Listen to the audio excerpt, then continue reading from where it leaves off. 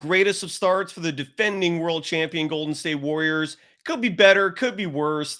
They play the Miami Heat tonight, and I have the legend himself, Damon Bruce, joining me, voice of the afternoon program on the Warriors flagship station, 95.7 The Game. Damon Bruce joins me next. We're going to break down how the Warriors are doing so far. Next, this is Locked On Warriors. You are Locked On Warriors, your daily Golden State Warriors podcast. Part of the Locked On Podcast Network, your team every day.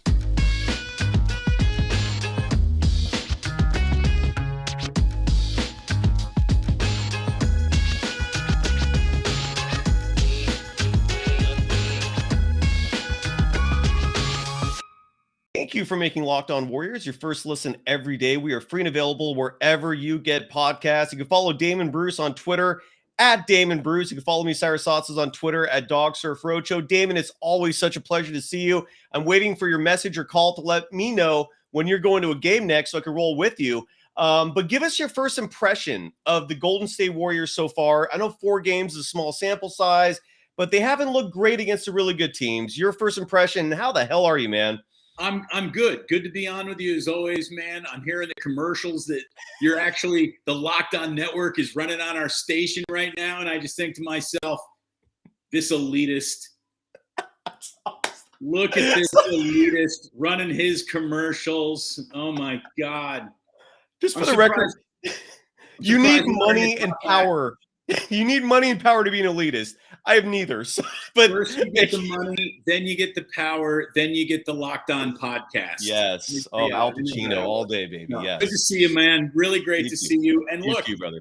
You're right. I mean, here we are. We got Game 5 tonight against the Miami Heat, a team that, was this close to being the NBA Finals opponent last year, and they're slow out of the gates too. I mean, I'm not surprised to see the core of this team being the only ones who reported ready to go, ready for duty, because they know how this is done right now. I think the incomplete is the very young back end of the roster, which, the night that they played the Lakers, everyone's saying, it's the deepest team in the NBA. And then, 3 games later, people are like, well, what about Kuminga? I don't know. Yeah. But everyone just needs to relax. We're 5 games in. There's a lot still coming up. I think that they, they're playing at a relentless pace. And for a team that's supposed to be getting older, even though that makes, I guess, by definition, a little out of control, that's where good Warriors basketball happens. And I'm happy that, the defending champ has come out ready to run, and probably a little bit too much running and not enough slowing things down in transition. I know that they're dead last in the NBA's transition points right now. I know that Steve Kerr was talking about that this week on the show. So this is all correctable stuff over the next, 70 plus games. Yeah. Jalen, I don't know if you give Jalen Rose a lot of credence, but I was listening to him.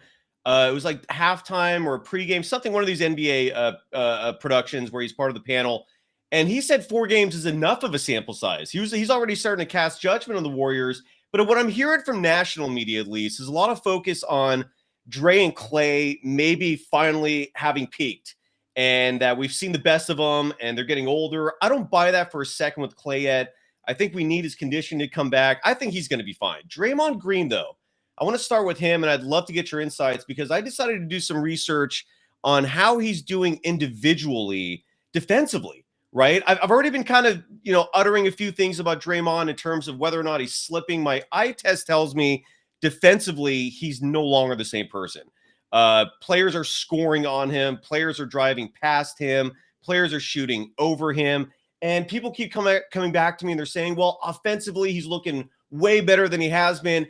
True, no doubt. But that's not what you rely on Draymond Green for. His ultimate value, besides being a leader on this team, and that's been a little damaged after the whole punch with Jordan Poole. And then defense, which, I've been saying for years, he's top 3 all time. I don't know if you could say that anymore. And I found some stats, and this is how, it's only 4 games, but through 4 games, this is how he's done. Keegan Murray shot 3 of 4 against him, including 2 of 3 from 3. Draymond was guarding him during that time. Nikola Jokic shot 50% from the field on him, went 2 for 4.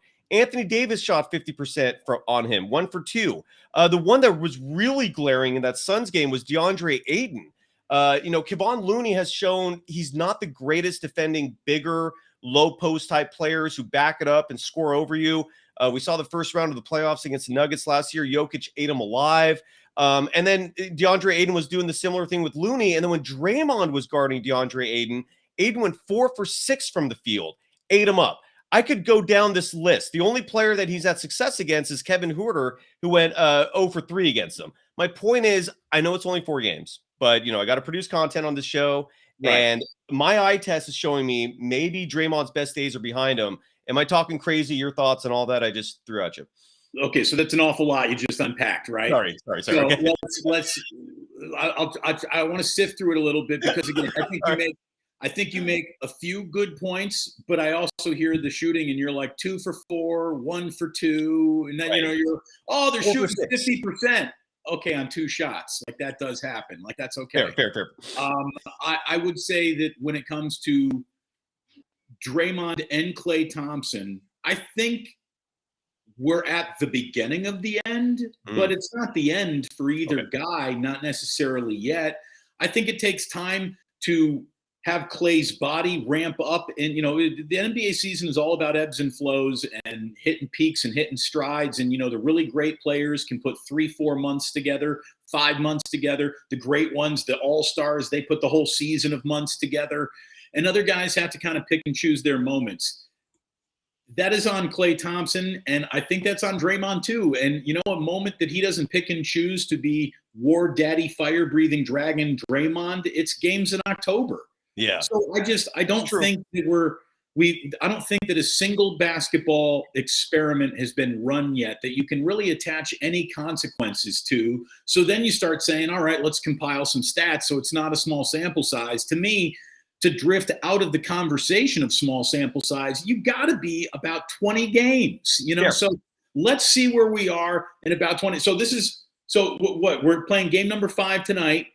Let's have me back on at about the 20-25 game mark and see where we are and see if the numbers and percentages that you just brought up are still happening. And if they are, we'll have something to talk about, won't we? Fair.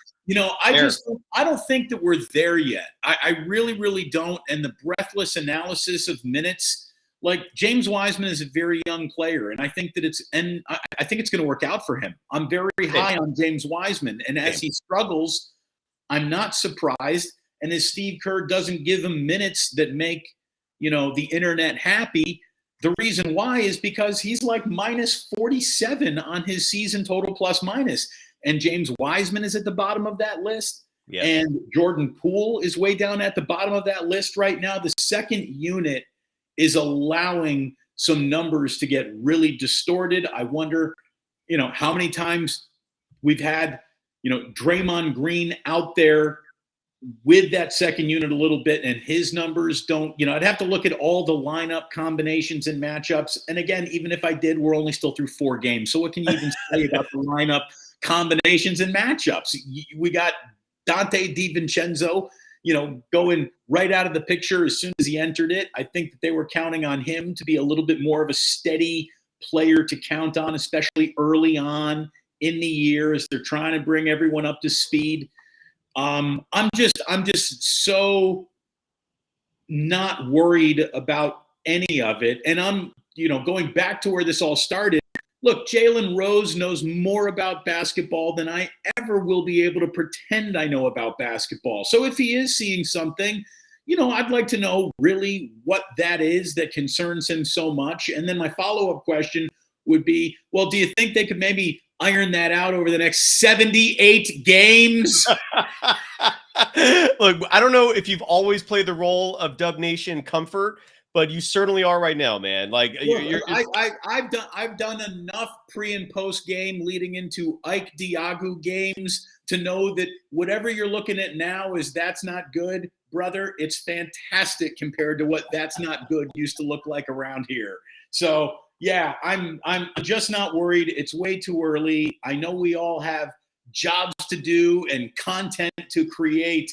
Correct. My content that I'm creating is just telling everyone to just watch the first 20 games of the year before you make any sweeping, bold declarations of anything. Fair. I'll tell you, so I was looking at something today that, I just finished doing a whole bunch of prep for today's show. And here's what I got. Can I give you what I'm hot on today? Well, how about this? Will you save it? Wait, can we do a tease? We'll tease that. That's a tease, boys and girls. Hit the spot. All right. So first we got to talk about PrizePicks. I don't know if you've played this game yet, Damon. I'm a fan. I've been getting killed this year so far, largely because they changed the rules slightly. The way PrizePicks works is this. You pick 2 to 5 players, and you're betting over-unders on individual performance. Now, I believe last year you could pick more than one player on the same team. They changed that rule. I know the Warriors so damn well that I was making an early killing. Now I can only bet on one Warrior at a time. But I still love the game. I'm hooked. And I'm going to play this with you for a second. I'm going to share my screen so you can actually look at the PrizePicks selections and the options. In regard to this Warriors games tonight, some of the things you could bet on, and at least in points. You could also bet on rebounds, assists, so forth. Klay Thompson over under 15.5. He had a horrible game last time. I think he's going to come back strong. I'm going to pick him. I think he's going to go over 15.5. You could also bet on numerous other things, by the way. Kyle Wiggins, 17.5. He's been lighting it up so far. If you can see the screen, if it's big enough for you, it really is. It's like a DMV eye chart. I'm like, okay, I can make out the fourth line. I can look at the big numbers. Yeah, dude. So you want me to make a bet here? Yeah, like anything you're feeling about tonight's game, like Kevon Looney. Here's the deal. I'm going to say, go back to Tyler Hero. What was that? Go back right here. What was that? What did he have? Tyler Hero's over under is 20.5 points tonight. Take the under. You would go the under on Tyler Hero? Yeah. I love that. That's how the Warriors are going to win tonight. The Warriors are going to make sure that Hero and Duncan Robinson don't shoot enough threes to justify them being defensive blow-bys on the court. Like, that's how I think the Warriors win tonight. I think they're going to go out there, and this is not the game for the Warriors to be like, hey, let's slow it down. You're going to want to keep running against Miami. They're the Warriors are the number 1, number 2 scoring team in basketball, depending on what Milwaukee's game last night did to them. I didn't open up plays who's number 1, but the Warriors were number 1 before games started to be played yesterday in terms of scoring. And, the Heat are down like about 105, 106 points per game. I like the Warriors tonight, and Hero with the under. There you go. And you can also, and one number I do want to see happen is Draymond Green getting the over on rebounds. He's only averaging 5 per game so far. That needs to go up no matter what. So let's hope that happens. And look, regardless, you can bet yourself. It's legal in California, and they give you fast payouts. That's one of the best parts. Download the PrizePicks app or go to prizepicks.com to sign up and play daily fantasy sports. First-time users can receive 100% instant deposit matches up to $100 if you just use the promo code Locked On. Put in 100, get 100. It's that easy. Enter the promo code Locked On at sign up for an instant deposit match of gambling. Up to $100. Nothing could possibly go wrong at all. Vote yes on all of it.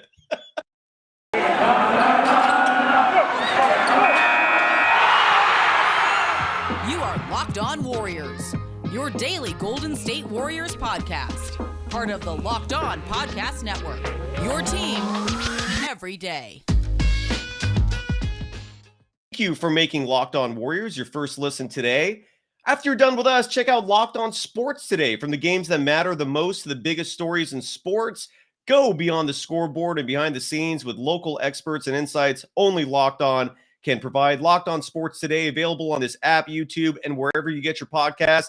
Also, Damon Bruce is available every day on 95.7 The Game during afternoon drive. You can listen to the podcast and follow the man on Twitter at Damon Bruce. Let me ask you this. Jonathan Kuminga did not enter the last game until the 3-minute mark of the third quarter.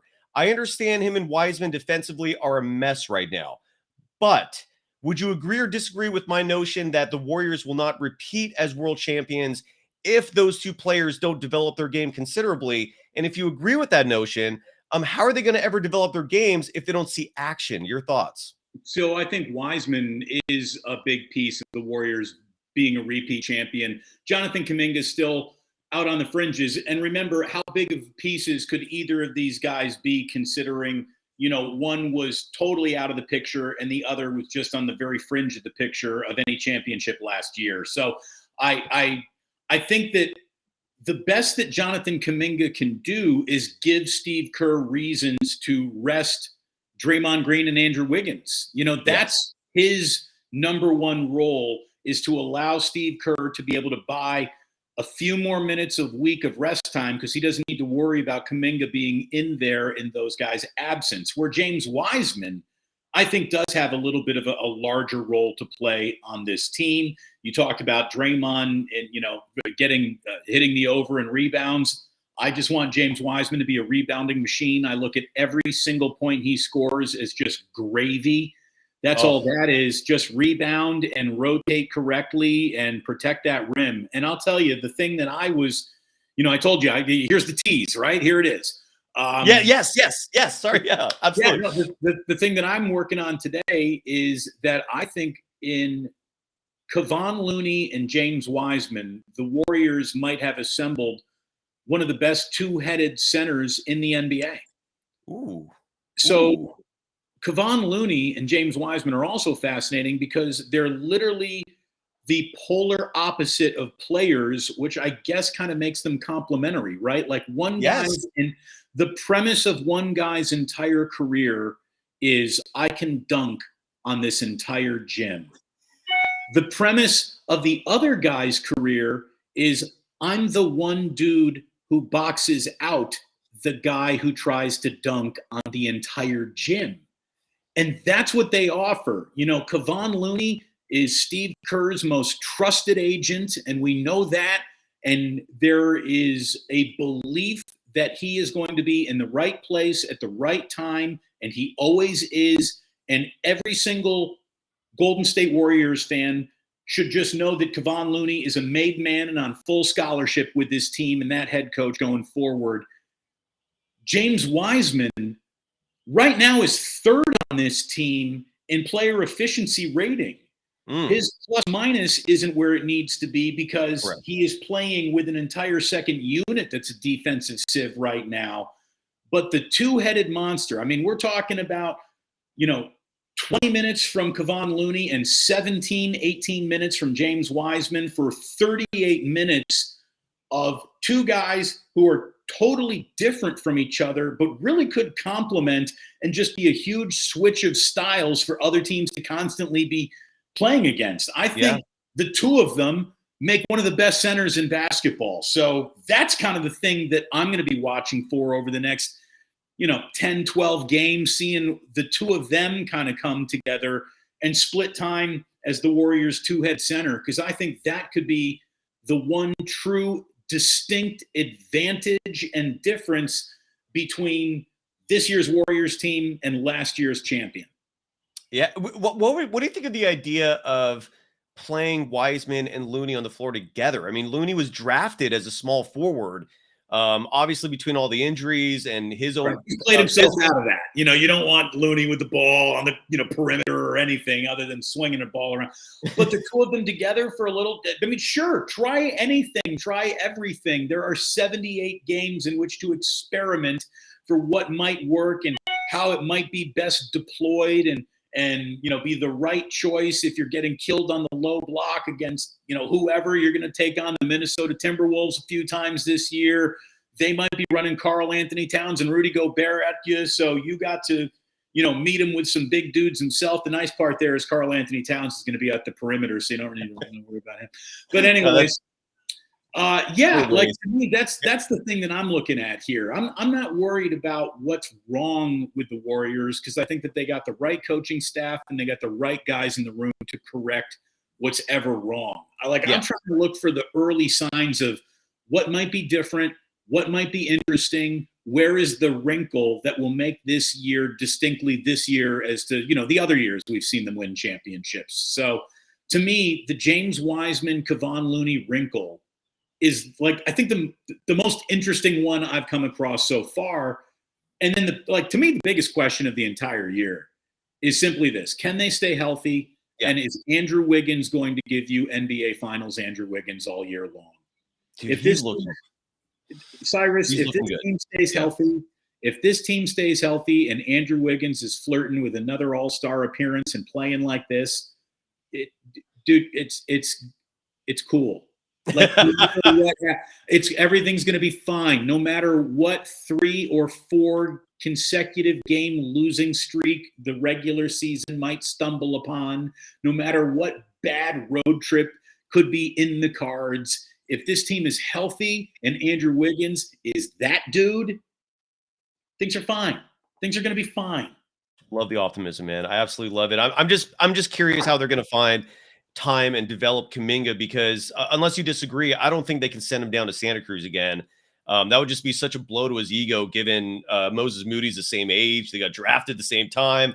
Cyrus, you're right. And if the kid doesn't have the right wiring for that, it could damage him. I would also point right down there and say, see Jordan Poole, look at his bank account and tell me how bad the G League was for him. True. I'll leave on this note. Speaking of bank accounts, the Warriors are favored by 6.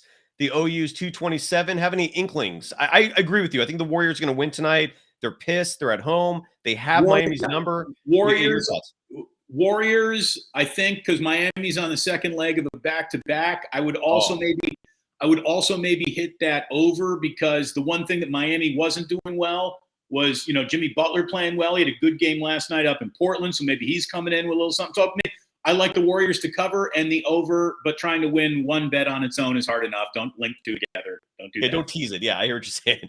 And again, you host the #1 afternoon drive time show in the Bay Area on 95.7 The Game, the Warriors flagship. Damon, I can't thank you enough for coming on. It's always a pleasure. Love you, my friend. You can follow Damon Bruce on Twitter at Damon Bruce. Anything I've missed? Is this a little too washed out with the bank of windows? Like, I should go downstairs and do this next time. Right? Whatever. Who cares? I don't care. But yes, for visual aesthetics for the podcast listener, Damon Bruce has a cape now like Batman. I love it. All right, my man. Good to see you. Happy Halloween. Take care, brother.